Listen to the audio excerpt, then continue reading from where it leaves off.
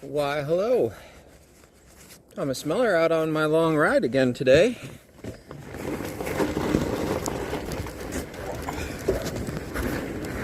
Second one in a row.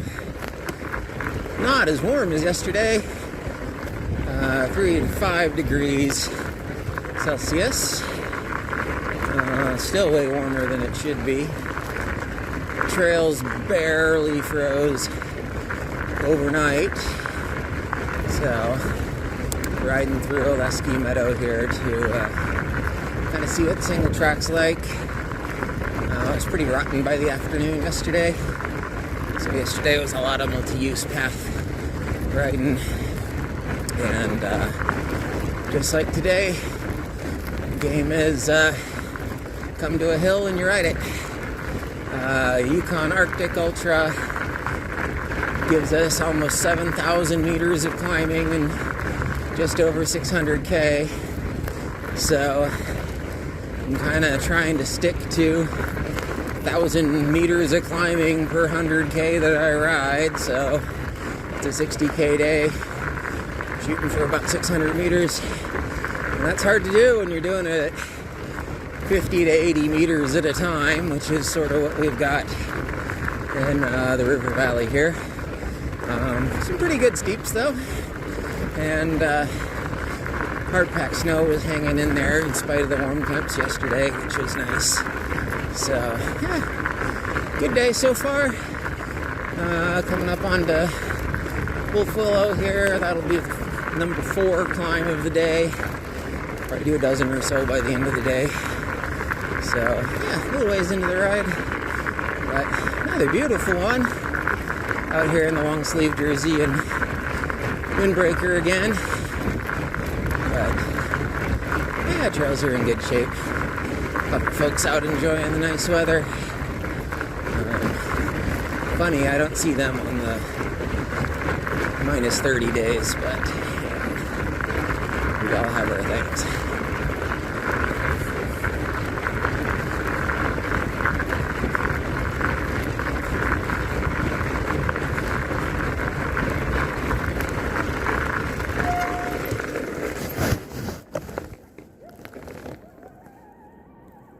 I got the locals talking. See if they got anything else to say.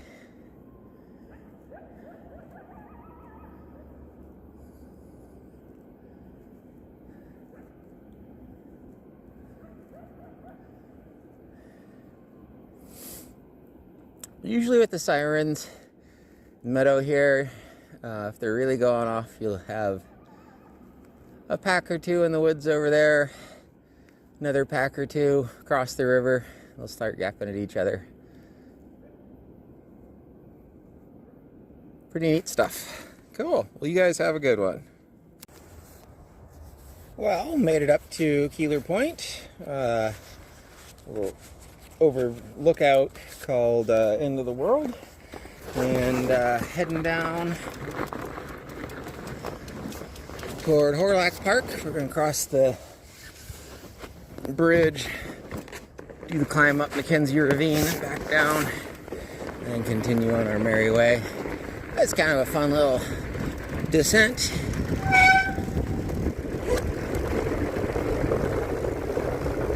Snow's been good and tacky.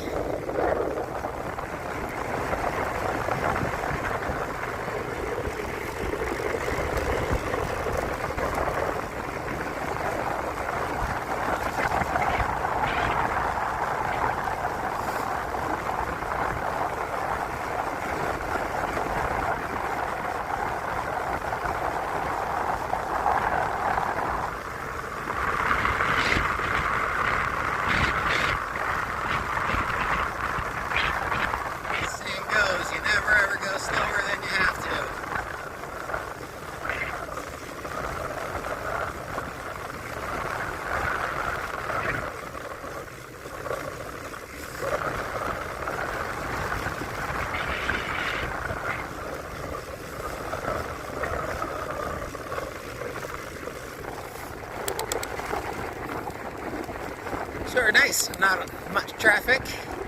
Let the bike roll today.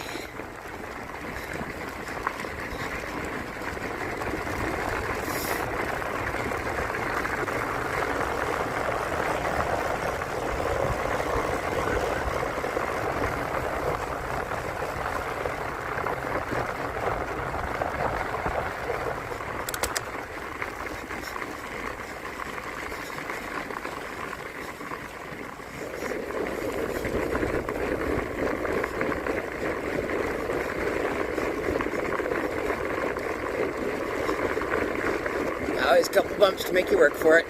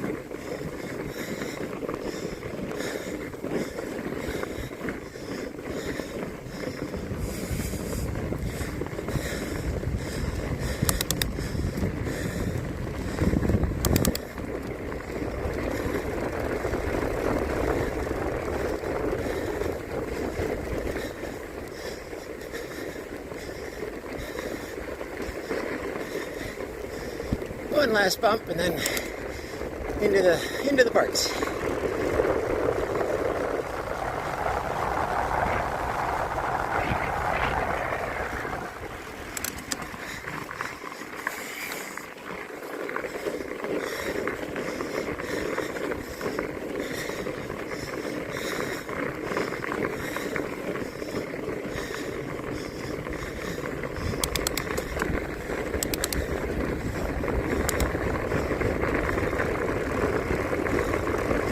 Again, what a neat little piece of our Edmonton River Valley trail system. You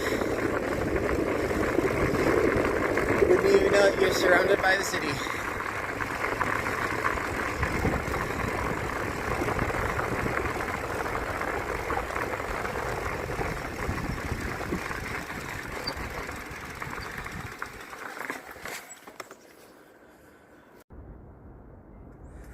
Wow. We are at our turnaround for today. Made it to the, just about to the north end of downtown. See our beautiful Edmonton skyline. Got our new LRT bridge, the funky cool triangle. See Walterdale down there in the distance, high level way in the distance. We've sort of been everywhere so far today. River's good, trail's kind of sloppy. But, what a nice day. So now that I'm here at snack time, halfway mark this time, miso, pansuan, it's a dried bison, pretty much nothing but meat, about 90% dehydrated, 27 grams of protein per 35 gram serving. Last night was a little hungry. Made sure to do bunch protein. So add about my 35 grams or so of just munching on dry meat after the ride yesterday. Man, my legs feel better today. Last week on my days off, 2 long days back to back. Oh, legs felt horrible second day. Today, feeling good though. So this Yukon Arctic Ultra is a bit of a beast in so many ways. The biggest challenge, and the challenge which has done the most damage to racers, is its ability to be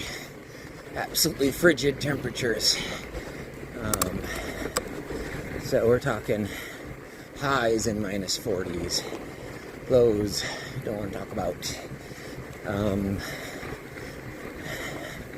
think most people, regardless of where you live, train hard, want to do ultras, want to do winter ultras, you're fine to minus 20, minus 25. You'll buy all the right gear. Fairly intuitive to use it correctly. You do just fine. Once you get down below minus 25, there's kind of a level of seriousness. And that seriousness is a lot of planning. So if you have to do something, how can you do it so that your skin is exposed for the least amount of time? If you absolutely positively need to use your fingertips for something, what's the fastest way you can use them and get them back in your glove and get them warmed up?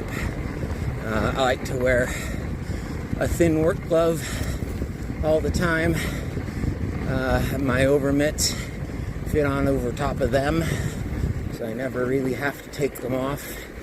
And I can do almost everything I need to do with those gloves on. And that little bit of protection has been by far one of the most valuable things on the trail, as I've learned. Thing is, once you hit below minus 25, you got a couple issues. When you're moving, there's this lie that every ultra racer will tell you, which is when it gets that cold, just back off your effort so you don't sweat. Well, you know what? I'm on a bicycle. If I'm moving, I'm sweating,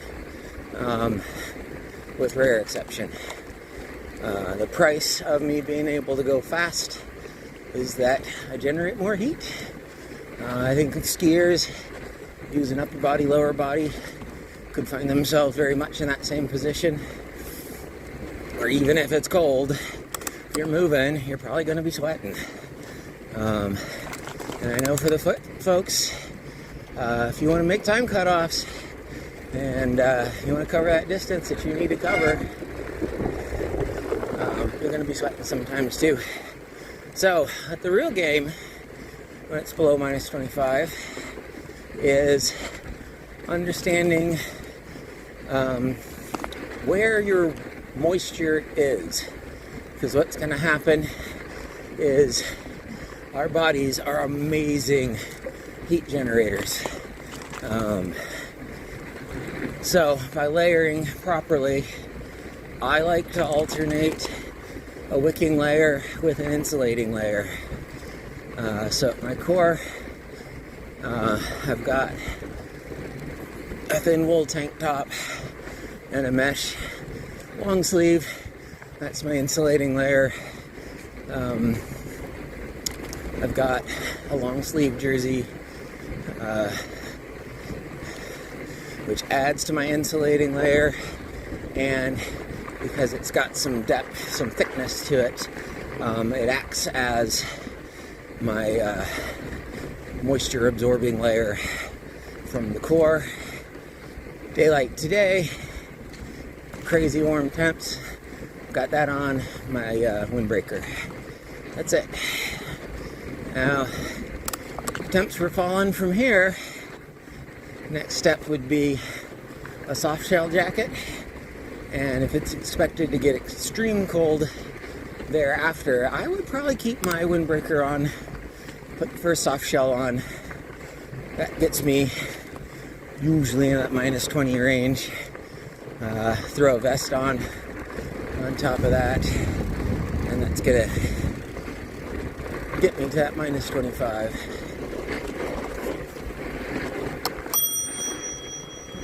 Ready? Thanks.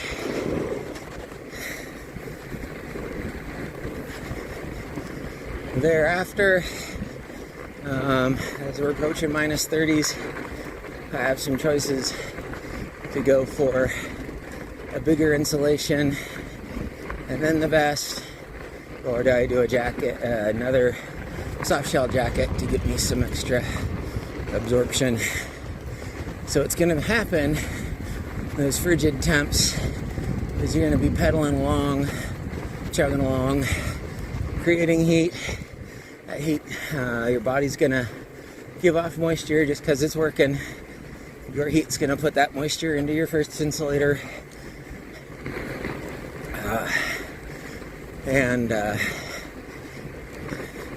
hopefully next step, because you've got a little bit of a wicking barrier and then another insulator, that moisture that's next to your skin is going to want to go out to that outer layer where it can be held. And once we're minus 25 and below, that moisture is going to want to freeze someplace. So the real game is putting a layer, a sandwich of a wicking and an insulating and a wicking layer between you and wherever your moisture is freezing. One of the hard things is noticing when you're getting cold, because we all run pretty damp as we're working hard anyways. And what's going to happen is you'll notice that your arms are feeling wetter than they did. And there's actually a pretty long time that you're trying to decide, am I working so hard that I need to ventilate? When oftentimes what's happening is your moisture is freezing closer and closer to your skin. That's why you're feeling wet. And that's what it's really telling you. It's time to put on more layers. So, starting to feel wet, good warning sign. It's time to put another layer on.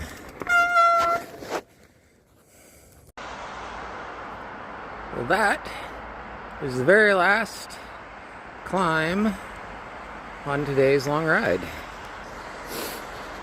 So, looks like we did about another 65K today.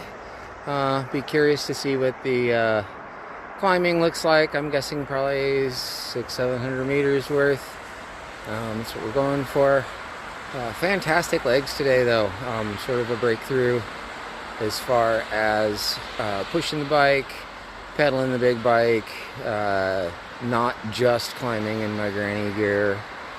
Warm weather helps, legs move better, everything moves better. But yeah, I'm feeling good, and we'll see what happens in a couple weeks at the Montane Yukon Arctic Ultra. Thanks.